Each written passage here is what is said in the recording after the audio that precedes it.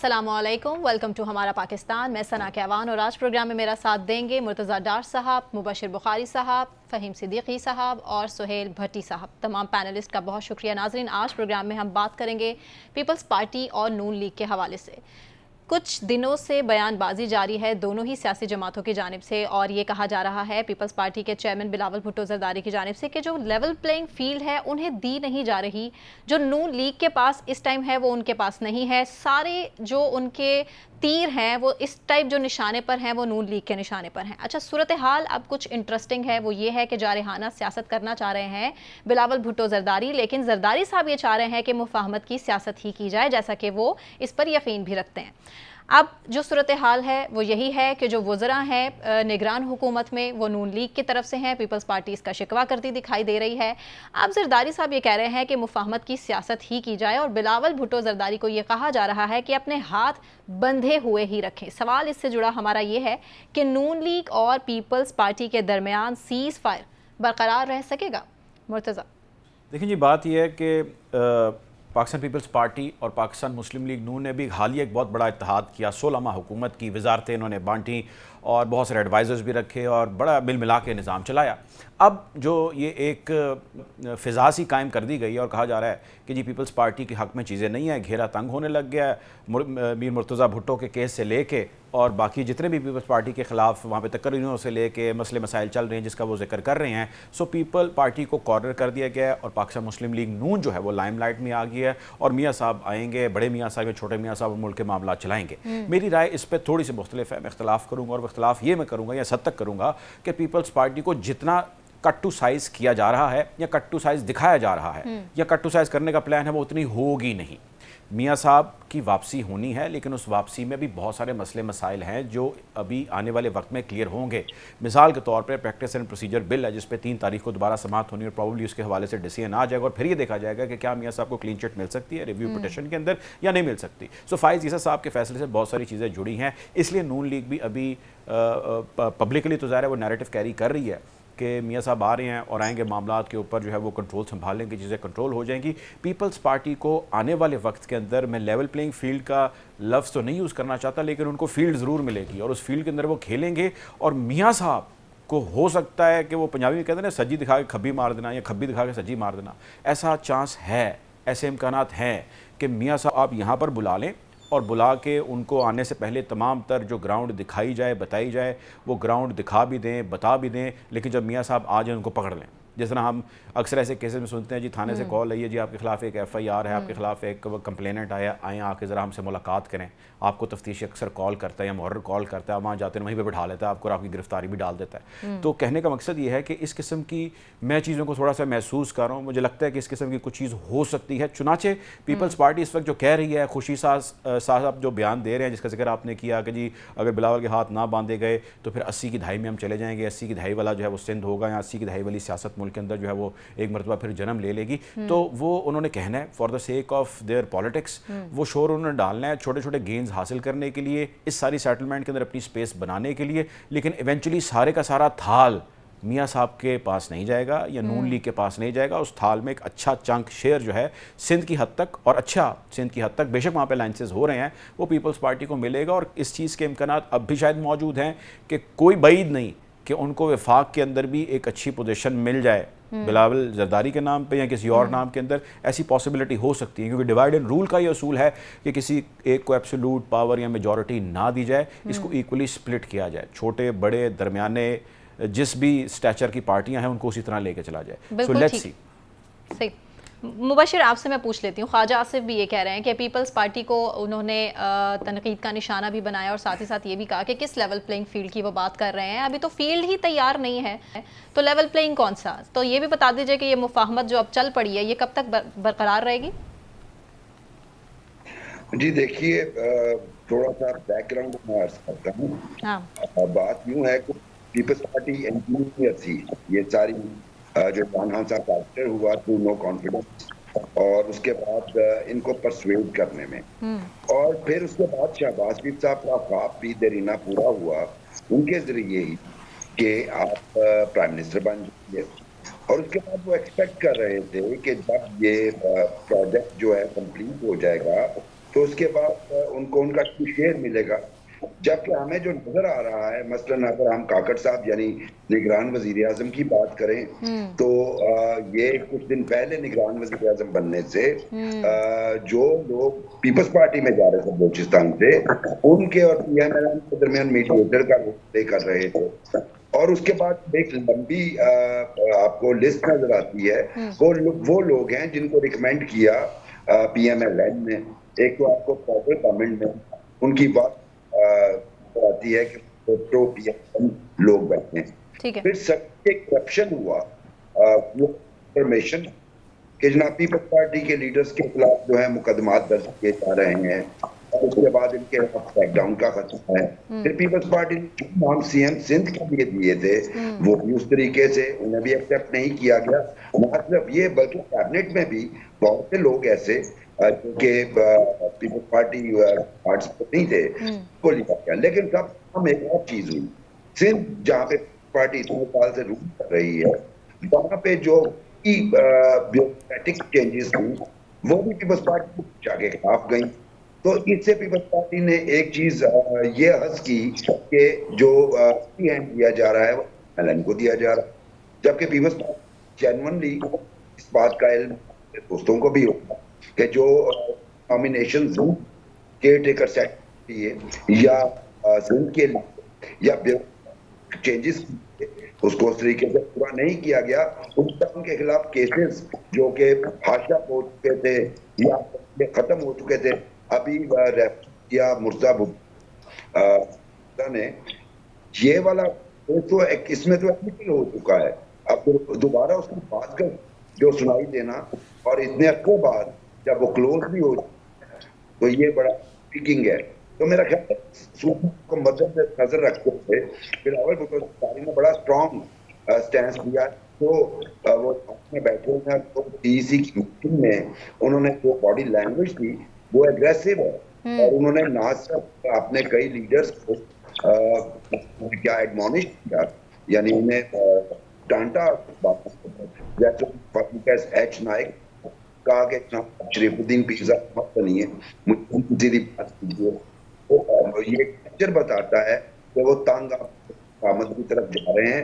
मुझे लगता है कि वो तो होगी, वो पीएमएल नहीं होगी, किसी और पार्टी। बिल्कुल ठीक है। सोहेल साहब, मैं आपसे पूछ लेती हूँ, आपको क्या लगता है कि पीपल्स पार्टी में अब क्या हो क्या रहा है? ये बाप बेटा की सियासत क्या दोनों भाइयों की सियासत की तरह एक ही डगर पर चल पड़ी है कि अगर एक भाई मुफाहमत की बात करता है, एस्टेब्लिशमेंट के साथ रहने की बात करता है, तो दूसरा भाई जो है वो आंखें दिखाता है? अब बाप बेटे की भी सियासत आप देख लीजिए, कुछ इसी तरह की दिखाई दे रही है। अब मुफाहमत चल पड़ी है दोनों में, पीपल्स पार्टी और पीएमएलएन में। आपको क्या लगता है कब तक बाकी रहेगी? सना, देखिए, ये सियासी जमातों के रवैयों में, उनकी सियासी हिकमत अमली में उतार चढ़ाव हमें आखिरी दिन तक नज़र आता रहेगा जब तक इलेक्शन का इनेकाद नहीं होता। तो लिहाजा ये भी बहुत सी चीज़ें इब्तदाई मरहले में हैं, कुछ कहना कबल वक्त है, लेकिन ये एक मोमेंटम बनाने की कोशिश कर रहे हैं, एक टेम्पो बनाने की कोशिश कर रहे हैं, ताकि जो गुज़श्ता 16 माह गुजरे जब ये पाकिस्तान पीपल्स पार्टी पीडीएम हुकूमत की इत्तेहादी थी, उसका जो इम्प्रेशन था, उसके जो असरात आए सियासी मुआशी, उससे निकला जा सके और अवाम के साथ एक लाइजॉन क्रिएट किया जा सके।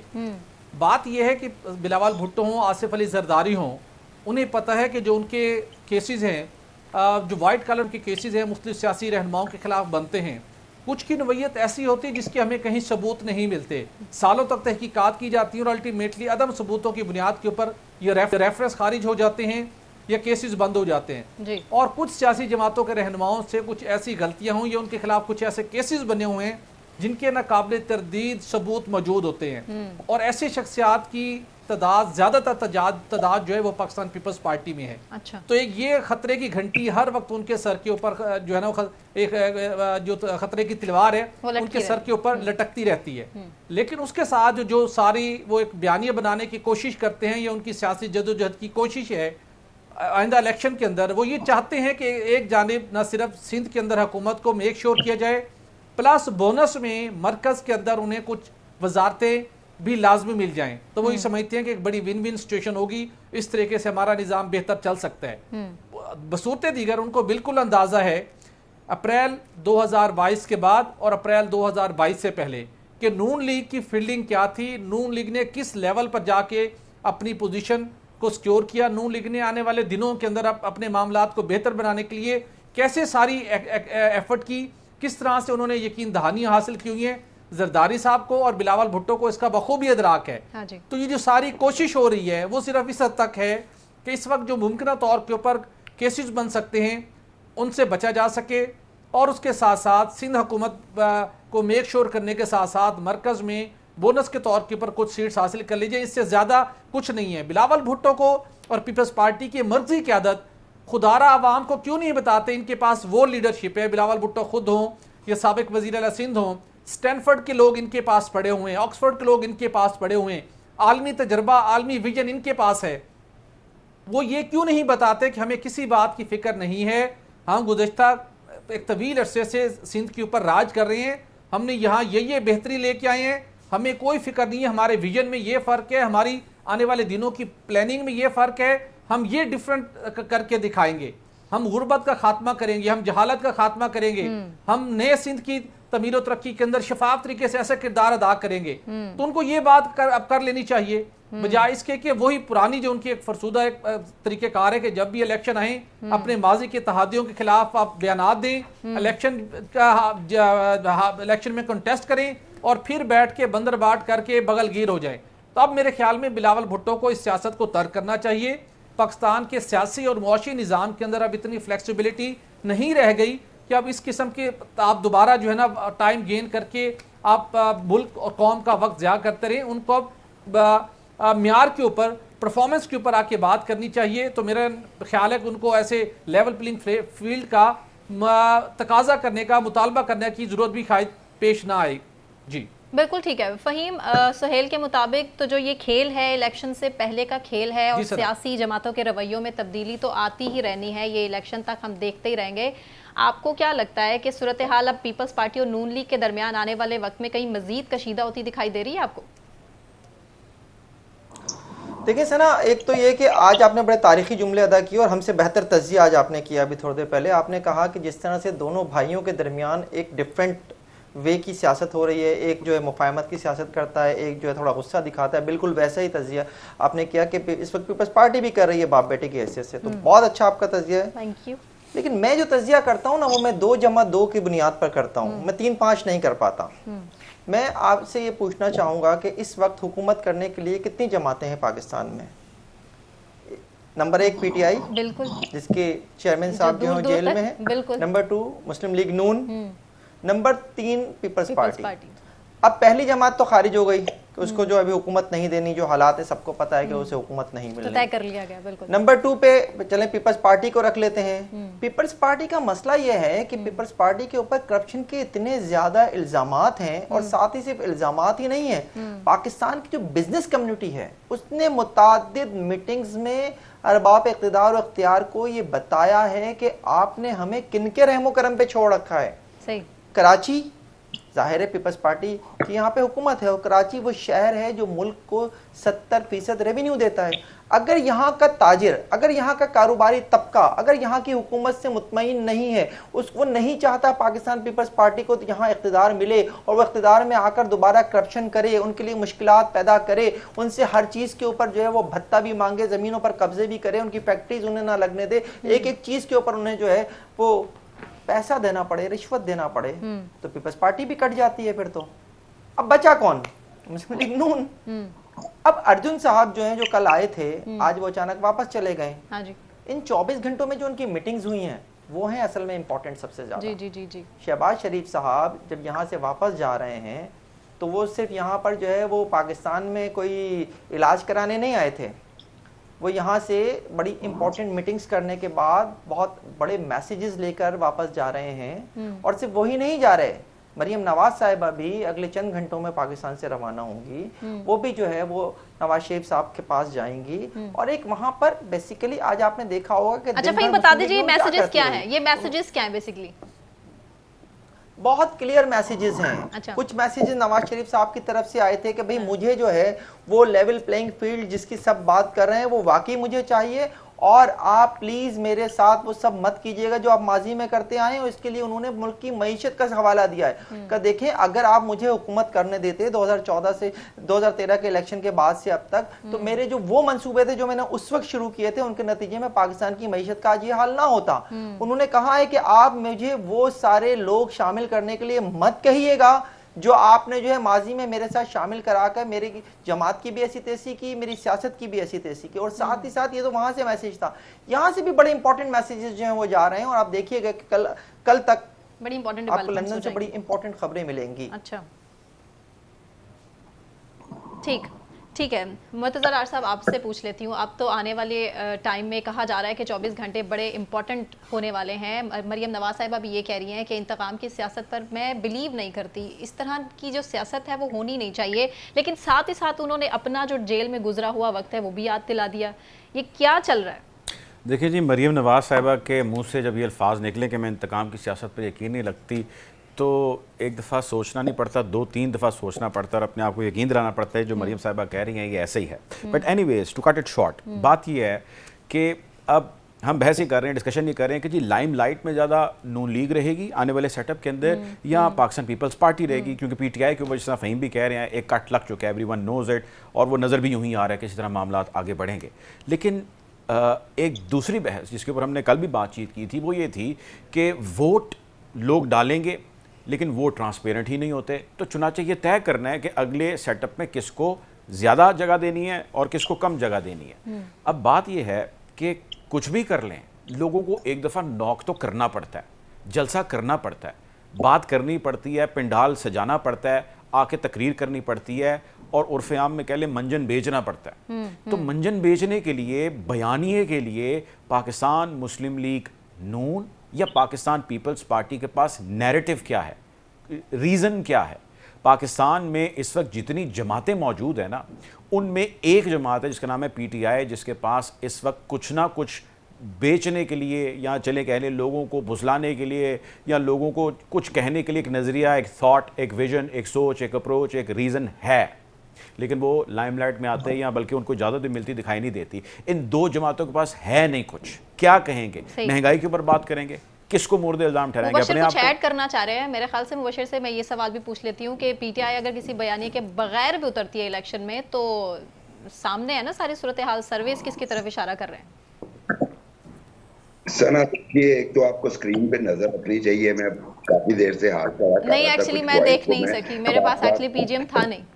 जी really तो अर्ज ये है कि हमारी बदकिस्मती देखिए, मीडिया जो कि जमहूरियत की चैंपियन होता है, जमहूरियत को सेफगार्ड करना होता है मीडिया। आज हम क्या डिस्कस कर रहे हैं कि किसको क्या मिल रही है, किसको कौन स्पेस मिल रही है, तो कौन स्पेस दे रहा है। यानी एक में जब मैंने करियर स्टार्ट किया था 92-93 में, तो हम तो सीधी ये बात लिखा करते थे टीवी पे नहीं कि जो नॉन पॉलिटिकल इंटरफेरेंस थी उसकी रेजिस्टेंस जो मीडिया के जरिए होती थी। सबसे बड़ा फैब्रिक तो यहीं पे चेंज हो गया कि आज हम डिस्कस ये कर रहे हैं पाकिस्तान में जमहूरियत आनी है और उस कंट्रोल जमहूरियत में किसको कौन कितना चंक दे रहा। सबसे बड़ी तो आप उसकी बात बिल्कुल सुहेल ने सही फरमाई।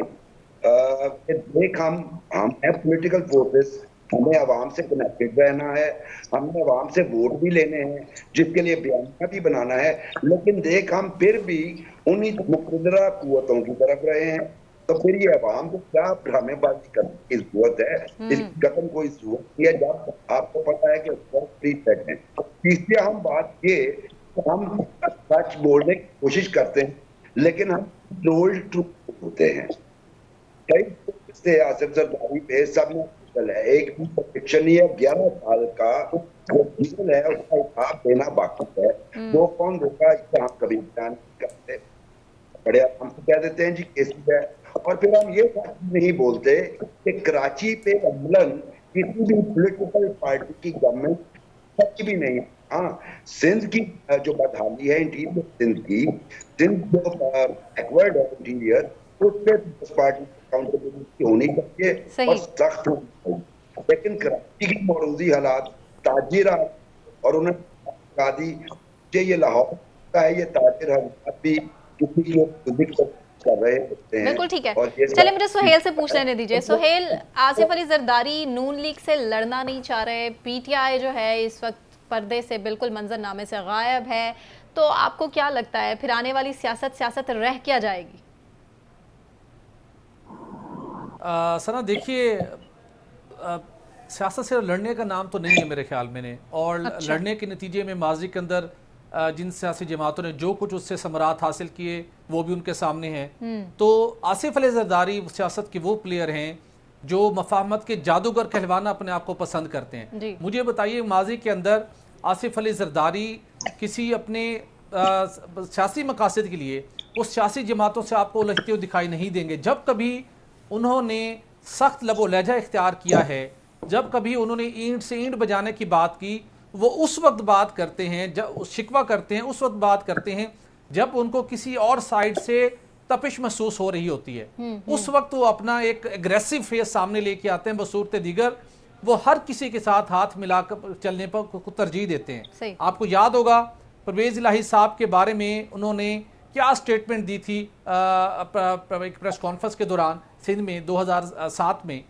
लेकिन उसके बाद देखा कि उसी परवेज इलाही को डिप्टी प्राइम मिनिस्टर, जिसका कहीं कोई कानून के अंदर आइन के अंदर कोई गुंजाइश नहीं थी, डिप्टी प्राइम मिनिस्टर बनाया गया, उसको स्टेटस दिया गया और फिर भरपूर तरीके से उनको गले लगा लिया गया। तो वो मफाहमत के जादूगर हैं, वो अपने सियासी मकासद के हसूल के लिए किसी को भी गले लगाने को तैयार रहते हैं और उसके लिए लड़ाई नहीं करते।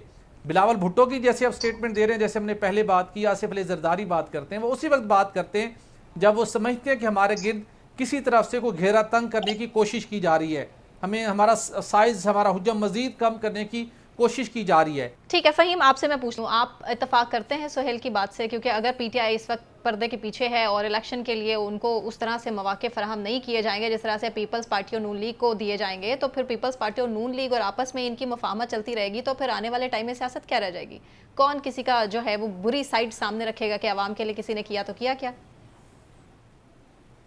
देखिए, ये प्रॉब्लम तो दोनों सियासी जमातों को है जनाब के वो बयानियां क्या लेकर जाएंगे। और सिर्फ ये इन्हीं दो जमातों का मसला नहीं है, ये इस्तेकाम में पाकिस्तान पार्टी का भी मसला होगा। वो किस बयानी के साथ जाएंगे, उनका मंशूर उठाकर देख लीजिए, पीटीआई का मंशूर उठा के देख लीजिए, पाकिस्तान पीपल्स पार्टी का मंशूर उठाकर देख लीजिए, मुस्लिम लीग नून का मंशूर उठाकर देख लीजिए, इवन किसी भी सियासी जमात का मंशूर उठाकर देख लीजिए, एक जैसी आपको बातें नजर आएंगी। कुछ अल्फाज ऊपर होंगे, कुछ नीचे होंगे, कुछ पैराग्राफ। ये है मसला। अब मसला यह है कि इस सारी सूरत हाल में इलेक्शन, जैसे मैं तो कहता हूं कि जनाब मुस्लिम लीग नून जो है वो आइंदा हुकूमत बनाएगी, लेकिन एक बात मैं बहुत बार कह चुका हूं, एक बार आज फिर कहता हूं मैं कि मुस्लिम लीग नून की हुकूमत भी कोई 2/3 अक्सरियत से नहीं आएगी। हाँ जी। उनको भी एक ऐसी पार्लियामेंट चाहिए जो हंग पार्लियामेंट हो, जिससे जब चाहें कुछ लोग खींचकर हुकूमत को हिलाया जा सके। और हुकूमत को हिलाना जरूरी क्यों होता है, और नवाज शरीफ के दौर में तो खास तौर पे जरूरत होती है। नवाज शरीफ साहब का तो कुछ नहीं पता चलता कि वो अचानक जो है वो नाराज हो जाते हैं, और नाराज होने के बाद जो रिएक्शन भी देते हैं, पास्ट एक्सपीरियंस रहा, लेकिन आखिरी दौर उनका बड़ा डिफरेंट रहा है। आखिरी दौर तो उनका बड़ा डिफरेंट रहा है, उसमें उन्होंने काफी सब्र का भी मुजाहरा किया। लेकिन उनके वक्त में खास तौर पर जरूरत है कि पार्लियामेंट में ऐसे अफराद भी मौजूद हों, हुकूमत में ऐसे अफराद भी मौजूद हों जिनके जरिए कभी भी हुकूमत को हिलाया जा सके। तो अब इसके लिए होगा क्या? मुमकिन तौर पर जो मुझे सियासी मंजरनामा नजर आता है उसमें यही है कि जी, अगर केपीके में हुकूमत बनानी है मुस्लिम लीग नून को, तो लाजमी उन्हें वहां पे पीटीआई पार्लियामेंटेरियंस को शामिल करना पड़ेगा अपने साथ। मरकज में हुकूमत बनानी है उन्हें, तो लाजमी उन्हें जो है वो इस्तेकाम में पाकिस्तान पार्टी को शामिल करना पड़ेगा। इसी तरह अगर सिंध में हुकूमत बनाने का कोई मरहला आ जाता है तो ठीक है। पॉइंट्स हमारे सामने है, क्लियर है। सारी गुफ्तगू हमने पीपल्स पार्टी नून लीग के हवाले से रखी है। ब्रेक पर मुझे जाना है। ब्रेक से वापस आने के बाद हम अक़वाम मुत्तहिदा में जो निगरान वज़ीर आज़म ये कह रहे हैं, क्या कह रहे हैं, इस हवाले से हम बात करेंगे। लेकिन एक ब्रेक के बाद हमारे साथ रहिए।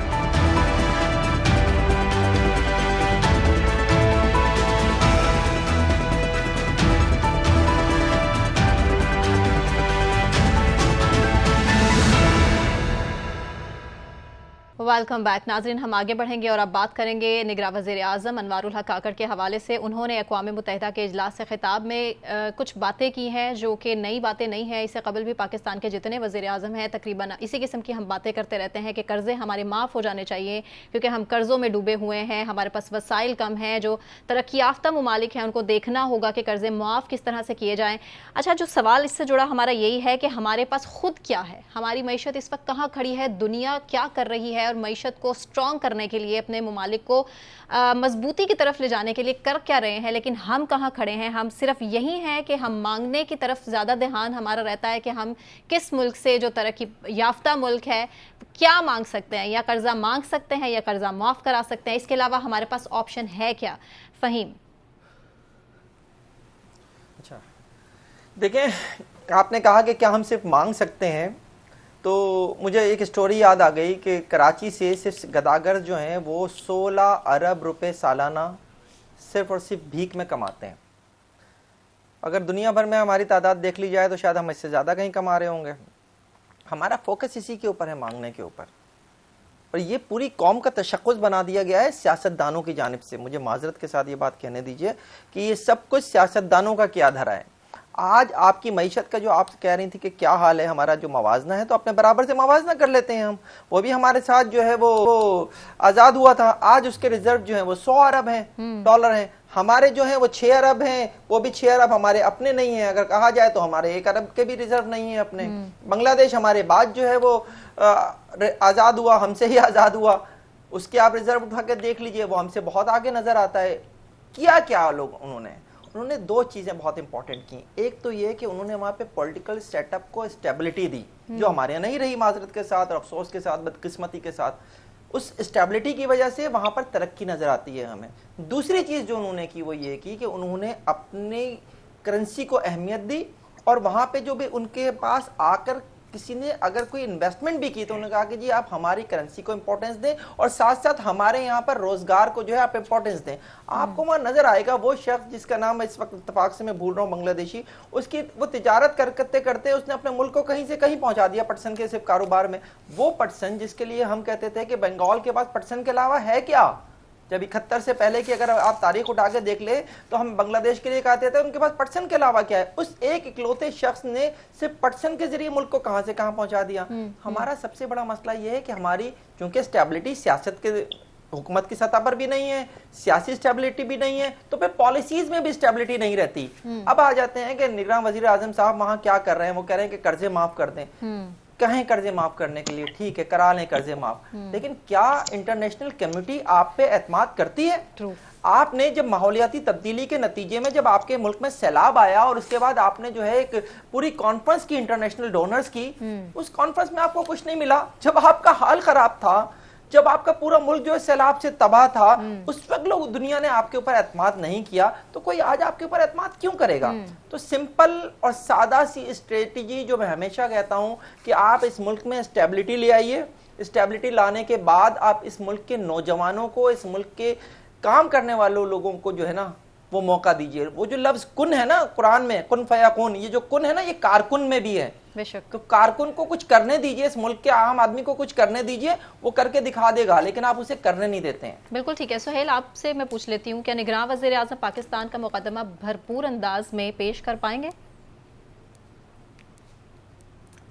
देखिए, हमारी ख्वाहिश भी होनी चाहिए, हम दुआगो भी हैं कि भरपूर अंदाज में वो पेश कर सकें, लेकिन सवाल ये है कि क्या सिर्फ इस मौके के ऊपर भरपूर अंदाज में मुकदमा पेश करने से पाकिस्तान के लिए कुछ मसाइल में कमी हो सकेगी? तो उसका जवाब है नहीं। फोरम है, एक मौका है कि जब दुनिया की निगाहें इस इवेंट के ऊपर जमी होती हैं, इस मौके के ऊपर आप मुख्तलिफ फोरम पर शिरकत करके अपने मुल्क की बेहतरी के लिए अपने मुल्क को दरपेश मसाइल और चैलेंजेस के ऊपर बात करते हैं, और जो दुनिया का ड्यू रोल है वो अदा करने के लिए आप उनको सेंसिटाइज करते हैं। इस हद तक तो ठीक है, लेकिन उससे आगे जिस चीज़ की ज़रूरत है, जो मारूजी हालात जिनका तकाजा है कि कुछ बड़े स्टेप्स हों, तो वो सिर्फ इस तरह के फोरम के ऊपर आवाज़ बुलंद करने से, मसाइल को उजागर करने से मामलात हल नहीं होंगे। ये देखिए, ये लॉन्ग टर्म पॉलिसीज़ होती हैं मुख्तलिफ दुनिया के मुल्कों की, और ये पॉलिसीज़ उस वक्त लॉन्ग टर्म बनती हैं जब आपके यहाँ मुल्क में इस्तेहकाम हो, स्टेबिलिटी हो, आपकी पॉलिसीज़, आपके फैसले सस्टेनेबल हों। तो फिर बातचीत आगे बढ़ती है। जब एक मुल्क के अंदर हर 2 से 3 साल के बाद तमाम मामलात ऊपर नीचे हो जाएं, आपकी पॉलिसी ऊपर नीचे हो जाएं, और 3 से 4.5 साल के बाद जो सिटिंग प्राइम मिनिस्टर हो उसको कोशिश हो जाए कि इसको कैसे पैक करके फारिग करने हैं, तो फिर आपके वो मसाइल हल नहीं हो सकते जिनको आप उजागर कर रहे होते हैं, कि जिनसे उन चैलेंजेस से आप नहीं निपट सकते, जिसकी वजह से आप मुश्किलात से दुचार होते हैं। देखिए, कल के बदतरीन दुश्मन आज वो बगलगीर हो रहे हैं। मैं अपने पड़ोसी मुल्क की हम एग्जांपल देंगे। ईरान ने अपने बदतरीन दुश्मनों के साथ वो कैसे मामलात को सेटल कर रहे हैं, अरबों डॉलर उनके अनफ्रीज हो रहे हैं, कैदियों की रिहाइयों का तबादला सिलसिला शुरू हो रहा है। सऊदी अरब और ईरान के मबैन किस किस्म के हालात संगीन नहज पर पहुंचे हुए थे, मामला सेटल हो गए, सफारत खाने खुल रहे हैं। और हमने तो पहली दफ़ा देखेंगे कि सऊदी अरब ईरान के अंदर अनाउंसमेंट की कि हम वहाँ जाकर सरमायाकारी भी करेंगे, तो स्टेबिलिटी, निज़ाम की, पॉलिसीज़ की, फैसलों की स्टेबिलिटी वो मैटर करती है, जिसके नतीजे में आपके हालात बेहतर होना शुरू होते हैं। हम एक रोड मैप तो बनाते हैं एफर्ट करके, लेकिन कुछ अर्से बाद जब चेहरे तब्दील हो जाते हैं, पॉलिसीज तब्दील हो जाती हैं, तरजीहात बदल जाती हैं, तो फिर उसके समरात कैसे मिलेंगे। तो हमें बुनियादी तौर के ऊपर सियासी इस्तेहकाम लाने की ज़रूरत है, अपनी पॉलिसियों के अंदर तसलसल लाने की ज़रूरत है, ताकि जो कुछ हम तय करें, अगर चेहरे तब्दील भी हो जाएं तो हमारी पॉलिसीज़, हमारे फैसले अगर मुल्क के बेहतरीन मफाद में हो तो वो तब्दील नहीं होने चाहिए। तो फिर जाके हमारे मामला सुलझेंगे। बसूरत दीगर ऐसे फोरम के ऊपर सिर्फ मसाइल को उजागर करने से मेरा नहीं ख्याल कि कोई बड़ी पेशरफ्त हो सकती है। बिल्कुल ठीक है। मुबशर, तरक्की याफ्ता ममालिक हम पर ट्रस्ट करे तो करे कैसे? इमदाद का कुछ बैकग्राउंड उठाकर देख लीजिए। करप्शन स्कैंडल्स इस कदर है कि जो इमदाद है वो असल हकदार तक पहुँच ही नहीं पाती है। तो आपको क्या लगता है कि किस तरह पाकिस्तान इन सारे मसाइल से निकल पाएगा? मेरी आवाज आ रही है आपको? बिल्कुल ठीक, मैं हैंड फ्री यूज कर रहा लाउड हूं एंड क्लियर। जी, बहुत शुक्रिया। अच्छा, सबसे पहला मसला जो मुझे ज़ाती तौर पे लगता है, और शायद तारीखी तौर पे भी ये ठीक ही हो, कि पाकिस्तान के ऊपर जो ट्रस्ट डेफिसिट है इंटरनेशनल कम्युनिटी का, उसकी सबसे बड़ी वजह जो है वो जमहूरी अमल के में जो डिस्ट्रप्शन होती रही है वो है, और उसकी वजह से ही एक ट्रस्ट डेफिसिट हुआ।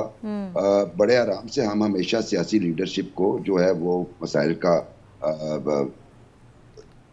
जो रिस्पॉन्सिबल है वो डिक्लेयर कर देते हैं, लेकिन हकीकत वही है कि चेहरे बदलते हैं, जैसे सोहेल कह रहे थे, उसके साथ साथ पॉलिसीज बदल जाती हैं, कंटिन्यूटी पॉलिसीज में है नहीं। अच्छा, जो चीज़ें आपकी इकोनॉमी को सस्टेन कर सकती हैं, मसलन आपके या वहाँ पे इन्वेस्टमेंट बहुत आनी चाहिए, इन्वेस्टमेंट नहीं आती। आपका जो है सियाहत को बड़ा फ़रोग मिलना चाहिए, यहाँ पे लॉ एंड ऑर्डर सिचुएशन ऐसी है, सयाह जो आते थे वो भी ख़त्म हो गए। महंगाई का वो आलम हो गया कि अब लोकल जो सयाह आते जाते हैं वो भी ख़त्म हो गए। तो मेरा ख्याल है ये जो इंटरनेशनल कम्युनिटी की कन्फ्यूजन रहती है ना, कि हमने बात किससे करनी है, इलेक्टेड गवर्नमेंट से करनी है या पस पर्दा जो ताकतवर अवामिल है उनसे बात करनी है, ये भी एक बहुत बड़ी प्रॉब्लम है। और हमें कौम की हैसियत से सबसे पहले तो ये डिसाइड करना पड़ेगा कि इंटरनेशनल कम्युनिटी को किसके साथ बात करना है, और उसके बाद ही हम एक ट्रस्ट बिल्डिंग कर पाएंगे। लेकिन पैगामात इस तरह के, हर ये एक स्टीरियोटाइप स्पीच होती है जो हर प्राइम मिनिस्टर बाहर जाता है या हर सरबराह पाकिस्तान जो भी बाहर गया है उसने ऐसी स्पीच ही की है। तो इसमें देयर वाज नथिंग न्यू, ये केस लड़ने का नहीं है। मेरा ख्याल है कि ये मिन्नत समाजत ही है जो हम कर रहे हैं, और अगर हमने अपनी पॉलिसीज को चेंज ना किया तो ये मिन्नत समाजत आने वाले कई वज़राए आज़म करते रहेंगे। बिल्कुल ठीक है। मुर्तज़ा, वज़ीर आज़म अनवारुल हक काकड़ ने ना सिर्फ वसाइल की कमी का जिक्र किया, हमारे मुल्क में जो दरपेश मसाइल हैं मईशत से रिलेटेड उसका भी उन्होंने जिक्र किया। तो किस तरह से निकाल पाएंगे इस सारे मसाइल से वज़ीर आज़म? देखिए जी, निगरान वज़ीर आज़म हैं, वो निगरान तो वो कुछ अरसे के लिए हैं। उन्होंने पॉलिसीज़ को 5 साल की ज़्यादा ड्राइव नहीं करना, उनका काम है वहाँ इलेक्शन कराएं और चले जाएं। लेकिन चूंकि उनको अपॉर्चुनिटी मिली तो उसमें ख्याल ही आता है कि जो ये लिखी लिखाई या एक डिसाइडेड या सेट पैटर्न पे तकरीर है वो ये नहीं करेंगे, कोई एक आधा छक्का भी मारेंगे, सारे कहेंगे जी काकड़ साहब ने क्या कमाल तकरीर कर दी। तो मैं एक्सपेक्ट कर रहा था, जितना मैं काकड़ साहब को जानता हूँ, कि वो कोई एक आधी ऐसी बात कर देंगे। मैं नहीं सुन सका मुकम्मल तकरीर, इसलिए मैंने कहीं पढ़ा भी नहीं, कहीं देखा भी नहीं कि उन्होंने कश्मीर का भी जिक्र किया या नहीं किया। लेकिन मैंने देखा कि उन्होंने तैयब रजब उर्दवान को मैंने देखा कि जो उन्होंने कश्मीर का जिक्र किया, आई डोंट नो इन्होंने किया या नहीं किया, but for the sake of saying यार चलें आपको कह लेना चाहिए था। अब जो आपका सवाल है उस पर मैं आ जाता हूँ। शहबाज शरीफ साहब की कुछ बातें बड़ी कमाल हैं, जिसमें उनकी एक बात है, बेगर्स कांट बी चूजर्स। आप इस बात पे ज़रा गौर करें, कितनी डेप्थ है इस बात के बिल्कुल, अंदर, बिल्कुल, कितनी बिल्कुल। गहराई है, कितनी सच्चाई है इस बात के अंदर। वेंटिलेटर और की स्टेटमेंट और से तो उसी अभी की तक हम बाहर कॉन्टिन्यूटी नहीं देखें निकले, आप, बिल्कुल। शुक्रिया। उसी की कॉन्टिन्यूटी देखें आपके अगले हमारे जो वज़ीर-ए-आज़म है काकड़ साहब, वो जाते हैं और जाके तकरीबन वो यही बात कह रहे हैं कि भाईजान हथौला रखो, हम पहले बड़े मसले में घिरे हुए हैं, फंसे हुए हैं, develop countries under develop countries का ख्याल रखें, वो नहीं रखेंगे तो कैसे हम डेवलप होंगे। लेकिन काकड़ साहब को तो चले छोड़ें, इस सोच की अगर मैं बात करूं तो भाई आप नज़र दौड़ाएं दुनिया के उन ममालिक के अंदर जिन्होंने ओवर ईयर्स, ओवर डेकेड्स कामयाबियां हासिल की, वो मुश्किल से निकले। चाइना उसकी मिसाल है, तुर्की उसकी मिसाल है, ईरान उसकी मिसाल है, the list goes on, Japan उसकी मिसाल है, जर्मनी उसकी मिसाल है। लोगों पे, ममालिक पे, धड़ों पे मुश्किलात आती हैं, आप उसका हल निकालते हैं। ईरान आज भी सैंक्शंस में घिरा हुआ है, लेकिन अब चीज़ें बदल रही हैं। जिस तरह सुहेल बता रहे हैं, सऊदी अरब के ईरान के ताल्लुकात बहुत बेहतर हो रहे हैं, एम्बेसीज रीस्टोर हो रही हैं। 2016 में मुनक़ता हुए एक मरतबा, फिर उनके ताल्लुकात 2023 में वो रीस्टोर कर रहे हैं। Biggest rivals of the world, they are on the same page now. Iran जिसके साथ दुनिया के बड़े बड़े ममालिक, सऊदी जैसे, कतरी जैसे, यूएई जैसे ताल्लुकात बेहतर करें, आपकी बगल में बैठे आप नहीं कर सकते। ना आप सस्ता तेल ले सकते हैं उनसे, ना आप सस्ती बिजली ले सकते हैं उनसे, ना आप गैस ले सकते हैं। आपने 2012 के अंदर उनसे मुआहदा तोड़ दिया कि आपने गैस पाइपलाइन बिछानी है, उन्होंने सारी बिछा ली, आपने आधी बिछाई, उसके बाद आप गायब हो गए, दौड़ गए जी, अमेरिका का प्रेशर आ गया। तो आपकी पॉलिसीज आप ड्राइव नहीं करते, बेगर्स कांट बी चूजर्स। आपने बाहर जाके तरला मिन्नती करनी है कि भाईजान हथौला रखो, हमारा थोड़ा ख्याल रखें, मुश्किलात में हम घिरे हुए हैं, वगैरह वगैरह। बाकी रहेगी बात प्रोडक्ट।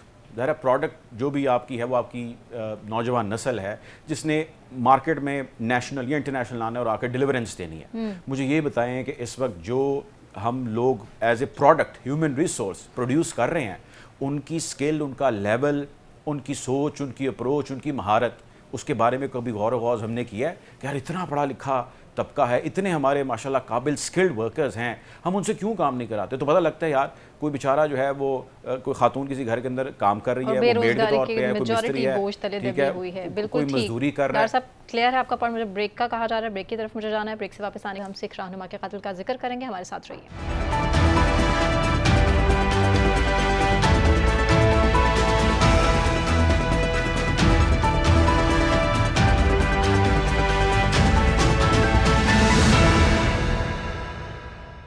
वेलकम बैक नाजरीन। आगे बढ़ेंगे, आपको बताएं कि जो सिख रहनुमा हरदीप सिंह के कत्ल का मामला इस वक्त भारत के लिए दर्द सर बना हुआ है। यही नहीं बल्कि खालिस्तान की आवाज़ आलमी ऐवानों तक पहुंच चुकी है और बरतानवी अरकान पार्लियामेंट ने भी अपने पार्लियामेंट में ये मामला उठा दिया है। और तो और ये भी दुनिया के 5 बड़े ममालिक ऐसे हैं जिनकी इंटेलिजेंस ने ये कन्फर्म कर दिया है कि ये जो कत्ल है वो भारत ने ही करवाया है। अब से जुड़ा जो सवाल हमारा है वो ये है कि क्या दुनिया के बड़े ममालिक भारत को लगाम डाल सकेंगे? मुबशिर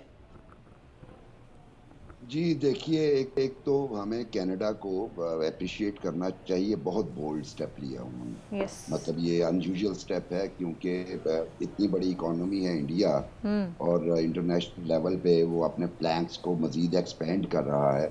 उसके बावजूद कनाडा ने उसकी परवाह नहीं की और जो ही उनकी अपनी सिक्योरिटी एजेंसीज ने बताया कि जनाब हमारे पास वाज़ेह सबूत हैं, तो उन्होंने फौरी तौर पे एक डिसीजन लिया।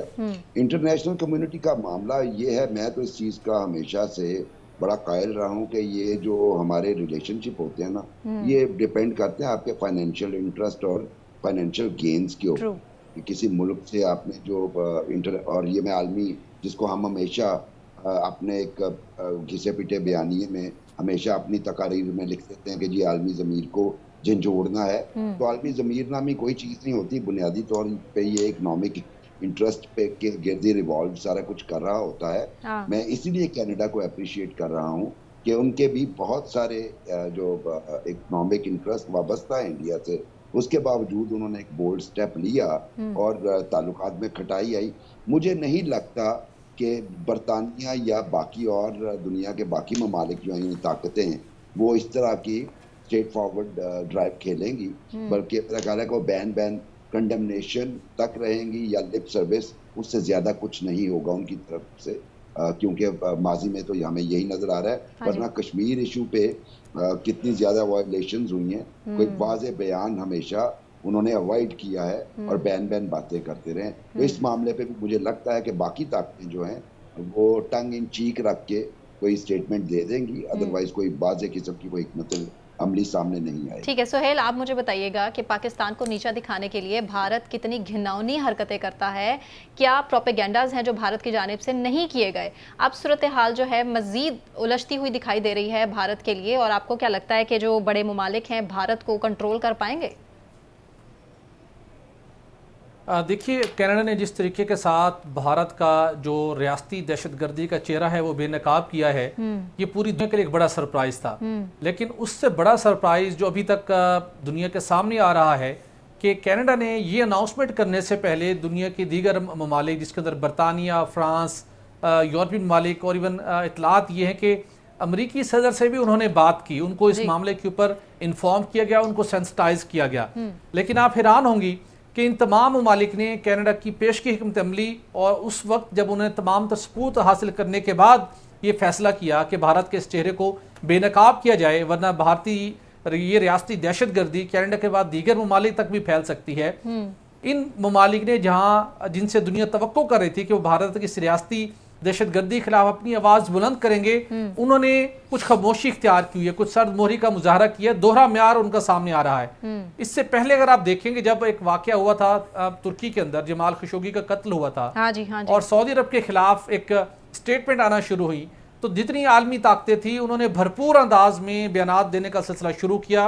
सऊदी अरब और एमबीएस को शदीद अंडर प्रेशर लाया गया, लेकिन वक्त के साथ सऊदी अरब उस क्राइसिस से निकल गया और उन्होंने उस मामले को डिप्लोमेटिक वे में हल किया। बिल्कुल ठीक। लेकिन यहाँ पर वो दुनिया की ताकतें दोहरा म्यार अपनाए बहुत कम है, बड़े ममालिक का दोहरा म्यार तो हमारे सामने, इसके पास्ट एक्सपीरियंसेस की तरफ भी हम अगर देख लें, चले जाएं, तो फहीम आपको क्या लगता है कि अब यही सूरत हाल रहेगी, बड़े ममालिक भारत को लगाम डाल सकेंगे या नहीं?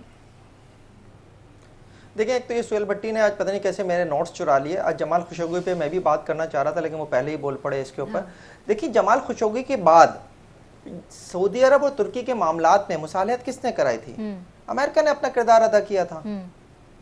आज कनाडा और इंडिया के दरमियान जो सूरत हाल है, इसमें भी आप देख लीजिएगा कि एक मौके के ऊपर आकर अमेरिका जो है वो मुसालहत करा देगा। मैं ये बात क्यों कह रहा हूँ? मैं ये बात इसलिए कह रहा हूँ कि दुनिया में जो ताल्लुकात होते हैं वो इकोनॉमी के बेस के ऊपर होते हैं जी। कभी भी कोई भी आलमी ताकत ये नहीं चाहेगी कि इंडिया जैसी मार्केट को नाराज किया जाए। ये ना तो कनाडा अफोर्ड कर सकता है, ना ये अमेरिका अफोर्ड कर सकता है, ना दीगर बरतानवी ममालिक अफोर्ड कर सकते हैं। और बाद ममालिक तो वो जहां इंडियंस जो हैं वो बहुत आगे तक जा चुके हैं। आप गूगल का सीईओ उठा के देख लीजिए, आप और कई दीगर इंटरनेशनल कंपनीज के लोग उठाकर देख लीजिए जहां इंडियंस बैठे हुए। तो मुझे तो नहीं दिखता कि कुछ होगा, लेकिन मैं फिर भी ये बात करता हूं कि इंडिया का मकरू चेहरा जिस तरह से सामने आया है, इसको मजीद जो है सामने लाने में पाकिस्तान को अपना किरदार अदा करना पड़ेगा। आज जो दफ्तर खारजा की तर्जुमान ने प्रेस ब्रीफिंग दी है, उसमें उन्होंने उन डोजियर्स का जिक्र किया है जो मुख्तलिफ वक्तों में पाकिस्तान देता रहा है। ये डोजियर्स निगरान वजीर आजम साहब को अब जहां वो मौजूद हैं वहां उन्हें जो है ये दीगर जो आलमी रहनुमा है उनसे शेयर करने चाहिए, ताकि हम अपना किरदार तो अदा करें कम से कम। ठीक हो गया, ठीक। मुर्तज़ा, आप करते हैं फ़हीम की बातों से इत्तफाक करते हैं? हाँ जी, बिल्कुल, फ़हीम दुरुस्त फरमा रहे हैं। कनाडा में और भारत के दरमियान तकरीबन 6 से 8 अरब डॉलर की एक्सचेंज ऑफ मल्टीपल प्रोडक्ट्स और आइटम्स रहती हैं, तिजारत है। तकरीबन पिछले साल एग्जैक्ट जो है वो 8.2 अरब डॉलर थी, इस साल थोड़ी सी कम है, वो तकरीबन 5.5 है। ऑन एन एवरेज आप कह लें 6 से 7 अरब डॉलर की उनकी आपस की तिजारत रहती है। सो ट्रूडो साहब खड़े होते, और खड़े होने के साथ ये जैसे ही जिक्र वो करते और एलिगेशन रेज करते और कहते कि हम रिवोक करने लगे हैं या हम रिकन्सिडर करने लगे हैं अपनी तिजारत को भी इसके साथ, तो आता मज़ा, तब होती खबर, तब होती बात। तो अभी कुछ दिन के लिए जो है वो ज़रा लाइमलाइट के अंदर ही खबर रहेगी। बहुत सारी जगहों पे बहुत सारे ममालिक को, धड़ों को, ताकतों को आप जब उठ रही होती हैं, वो बढ़ रही होती हैं, तो आपने उनको रोकने के लिए इस किस्म की भी हिकमत अमली या केसेस को उठाना होता है, लाइमलाइट में रखना होता है। भारत के पंजे बड़े स्ट्रॉन्ग होते जा रहे हैं दुनिया भर में। आज भी तकरीबन कुछ 70-80% या मुमकिन है शायद इससे भी ज़्यादा, लेटेस्ट स्टैट नहीं मैं चेक कर सका, वैक्सीनेशंस दुनिया के अंदर, मेडिकल वैक्सीनेशंस की मैं बात करूं, वो भारत प्रोवाइड करता है, जिसमें लार्जली बच्चों को लगने वाली वैक्सीन है, जो कि पाकिस्तान भी भारत से लेता है। तो आप तिजारत हो, मेडिकल साइंस हो, टेक्नोलॉजी हो। फ़हीम कुछ ऐड करना चाह रहे हैं? ठीक है, मैं फ़हीम का पॉइंट ले लेती हूँ। जी फ़हीम, सिर्फ एक जुमला ऐड करना चाहूंगा कि कनाडा ने अपना तिजारती मिशन जो इंडिया जाना था वो मुअत्तल कर दिया है। जी ठीक है, तो मैं कहना ये चाह रहा था कि दुश्मनी तब तक होती है दुश्मनी जब आप दुश्मनी को दुश्मनी के तौर पर लें, लेकिन जब आप for the sake of statements लें तो सिर्फ एक आई वॉश है। दुनिया के बड़े राइवल्स का जिक्र किया जाता है जी, अमेरिका और चाइना, लेकिन बहुत कम लोग ये बात जानते हैं कि अमेरिका चाइना की trade one of the biggest in the world है। अमेरिका ने आज भी चाइना से $14 ट्रिलियन का लोन ले रखा है। सो ये हमारे यहाँ ही होता है कि जी भारत के साथ लड़ाई तो है हमारी, लेकिन हमने तिजारत नहीं करनी, हमने कोई बात नहीं करनी, लड़ाई है तो लड़ाई है बस। आपने ऐसी बात क्यों कर ली? माई पॉइंट इज के economy is a separate thing, more important, और आपके बाकी मामला इज अ सेपरेट थिंग। लेकिन जब आप सीरियस हैं और आप कला कमा करना चाहते हो, फिर इस किस्म के स्टेप्स आप लेते हैं। ठीक है, बहुत शुक्रिया। इसके के साथ मुझे सना कहवा इजाज़त दीजिए। अपना बहुत ख्याल रखिए। अल्लाह हाफ़िज़।